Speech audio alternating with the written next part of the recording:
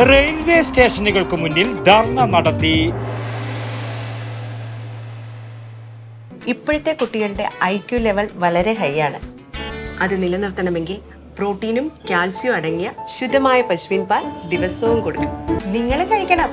ജനതയുടെ പാലും നെയ്യും ഭക്ഷണത്തിന്റെ ഭാഗമാക്കണം. റെയിൽവേ യാത്രാ കൺസെഷൻ പുനഃസ്ഥാപിക്കുക, വയോജന നയം കാലാനുസൃതമായി പരിഷ്കരിക്കുക, കേന്ദ്ര വയോജന പെൻഷൻ 200 രൂപയിൽ നിന്നും 5000 രൂപയായി വർദ്ധിപ്പിക്കുക, 60 വയസ്സ് കഴിഞ്ഞവർക്ക് ആരോഗ്യ ഇൻഷുറൻസ് പദ്ധതി നടപ്പിലാക്കുക തുടങ്ങിയ ആവശ്യങ്ങൾ ഉന്നയിച്ച് കേന്ദ്ര ഗവൺമെന്റ് വയോജനങ്ങളോട് കാണിക്കുന്ന അവഗണനയ്ക്കെതിരെ സീനിയർ സിറ്റിസൺ ഫ്രണ്ട്സ് വെൽഫെയർ അസോസിയേഷന്റെ ആഭിമുഖ്യത്തിൽ കണ്ണൂർ ജില്ലയിലെ പയ്യന്നൂർ, കണ്ണൂർ, തലശ്ശേരി റെയിൽവേ സ്റ്റേഷനുകൾക്ക് മുന്നിൽ ധർണ നടത്തി.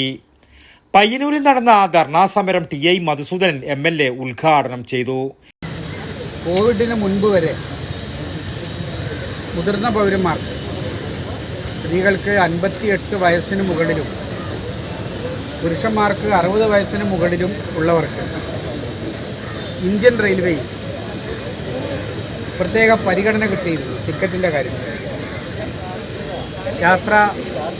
കൃത്യമായി ടിക്കറ്റ് എടുത്ത് യാത്ര ചെയ്യുന്നവരാണ് നമ്മൾ മലയാളികൾ. നമ്മൾ വേറെ ആരെയും കുറ്റപ്പെടുത്തുന്നൊന്നുമില്ല. നമ്മളെക്കുറിച്ചിട്ടല്ലേ നമുക്ക് പറയാൻ വേണ്ടി പറ്റും. ടിക്കറ്റ് എടുക്കാതെ യാത്ര ചെയ്യുന്നവർ നമ്മുടെ കൂട്ടത്തിൽ സാധാരണഗതിയിൽ ആരും ഉണ്ടാവാറില്ല. കോവിഡ് വന്നതോടുകൂടി റെയിൽവേ വലിയ നഷ്ടത്തിലാണ്. യാത്രക്കാരില്ല. റെയിൽവേ ഓടിച്ചു പോവുക എന്ന് പറയുന്നത് വലിയ ബുദ്ധിമുട്ടാണ്.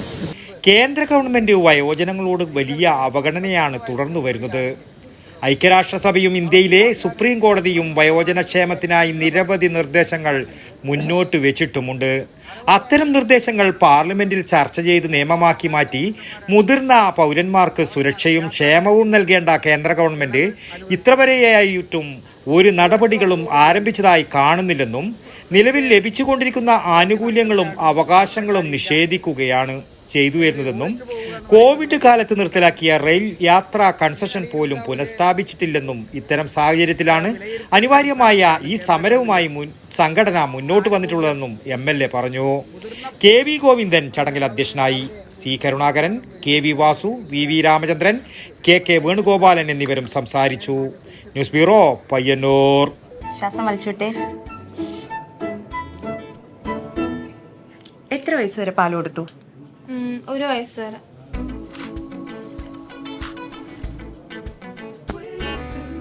കണ്ടില്ലേ, ഇപ്പോഴത്തെ കുട്ടികളുടെ IQ ലെവൽ വളരെ ഹൈ ആണ്. അത് നിലനിർത്തണമെങ്കിൽ പ്രോട്ടീനും കാൽസ്യവും അടങ്ങിയ ശുദ്ധമായ പശുവിൻ പാൽ ദിവസവും കൊടുക്കും.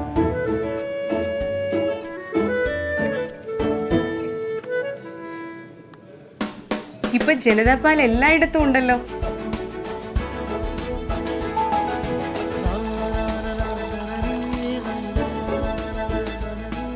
നിങ്ങൾ കഴിക്കണം. ജനതയുടെ പാലും നെയ്യും ഭക്ഷണത്തിന്റെ ഭാഗമാക്കണം. ആരോഗ്യമുള്ളവർക്കേ നാളെയുള്ളൂ.